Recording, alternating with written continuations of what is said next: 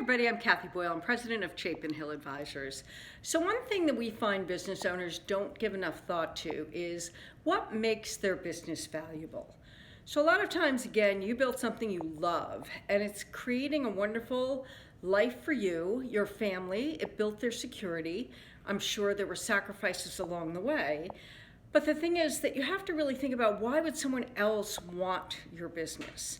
Now, some businesses are not saleable. If you have a very small dog walking firm or your personal services brand, such as an interior designer, architect, or other type of service business, it's all about you. And it's very, very difficult to translate that into even multiple team members who carry your skill sets. It's not impossible, because there are very large dog walking services and there are very large architectural firms. But if you're a solo practitioner, either working from your home or working from an executive suite or co-working space, it's really tough to build that into an entity that someone else would really assign value to. Now again, it's not impossible. One dog walking service that we worked with, we increased their value by automating the dog walking service. Is actually dog walking software.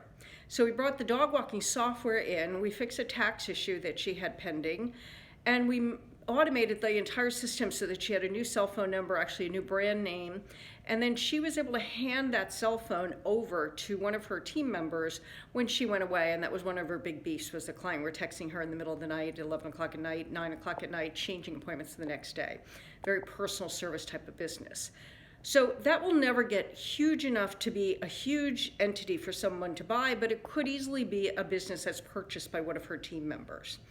So there are options, but if you're talking about selling a business and having it fund your future retirement or the next stage of your life, we call them Act 1, 2, and 3. So we know lots of people on Act 3. You have to think about it like an outside buyer. So another company we have pending is a solo caterer. Wonderful woman, been doing it for many years. But the issue is that it's very high-end personal events. So bar mitzvahs, bat mitzvahs, engagement parties, weddings. And the problem with that is twofold. One, the business is going to be very entwined with the owner's personality, brand, and if it's not Kathy running the business, then I don't want it. So they'll lose clients when someone else takes them over, because no one's an exact replica of us. Even if we keep it very, very similar, we're going to try to improve the business, improve efficiencies, add new twists, add our own personality. And while that might be wonderful and it might attract more new customers, there's a very high likelihood that you'll lose 30, 40, or even 50% of the current clientele. So this is very typical with solo practitioner dental practices, CPA, law firms, etc., any personal service business that's a solo practitioner. So in this particular case, what I would like to have this gal do is expand her business into corporate.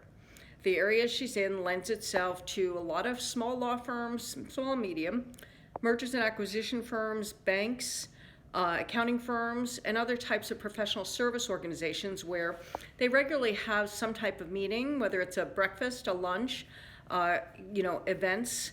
So if you get corporate going, corporate cares more about the regularity and efficiency of the product and less about the owner's imprint, as opposed to my engagement party is going to be very personal, and my friend might want her engagement party to be very similar to mine. The other area that we're trying to add on for her is product. So product goes out in the middle of the night while you're sleeping. We call them widgets. Now, running a product is not easy to start up. You have to think about how you're going to produce it, the costs involved, what the scale ability is, etc. I happen to be a vegan, and where we live in Westchester and Fairfield County, we call it a vegan desert. If you were coming to my home, there's absolutely no place, there are no small little boutiques or places that regularly carry an array of vegan food, where you could stop by and buy a Junior's cheesecake or a pound cake or a pie at numerous places. Very rarely could you actually buy something vegan and bring it over to my house. And the vegan community is growing by leaps and bounds. There's actually a 600% increase in the last 5 years on the number of people identifying themselves as vegans. So I would like this woman to take a couple of my recipes. I happen to be a gourmet cook, so I love to cook. So I have these amazing truffles that I do, 2 different types. It's super easy to just take my recipe, change one thing, one little thing, put macadamia nuts in the middle, change the color of the frosting, add different flavors, and voila, you have your own product. And they tend to have a good shelf life, so it's something that's not like ice cream that's going to melt and you have to worry about storage. It's not something that'll go stale in 2 or 3 days. So those are the things that I want to do to add value. When you add a widget, it's also possible to keep the widget growing. You can sell the widget separately from the core service business, or you can sell them combined.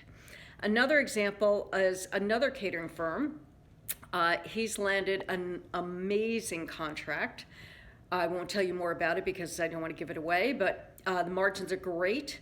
And he's got a lineup of other places in the same vein. It's hard to get into one venue, but once you're in, you become the expert. So he's growing by leaps and bounds, and the profit margins are big.